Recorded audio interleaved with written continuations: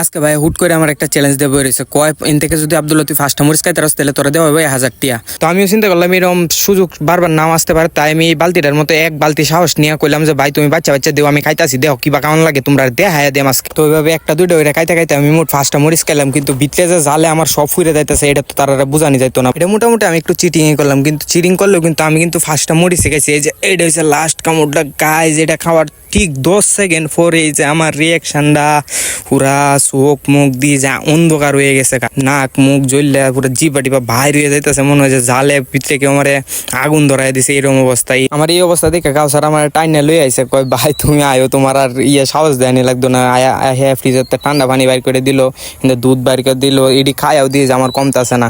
না কইমে এখন কি করবাম, পাগলের মতো হইতেছে দিয়ে এখন যে একটা নাইচ যে দিয়েছি রে বা এই নাইচটা এখন চাইলেও আমি দিয়ে যেতাম না। এই disco disco disco disco disco DJ DJ DJ পাহাড়ল ডিজে পাহাড়ল পাহাড় পাহাড় ডিজে ডিজে। আমার এই পাগলামি দেখে ভাই কই তোর দই কামানিকে দইয়ের দোয়া নয়, আমরা ডাইরেক্ট ডেক লয়ে গেছি, ডেকের লগে কয়েকটা রুটি হলিছে। আই গাইস রুটিটা দইটা দিয়ে খাইলে যে মাখ কোনটা লাগে। আজকের মতো জায়গা টাটা বাই বাই, সবাই ফেসটা ফলো করে দেন।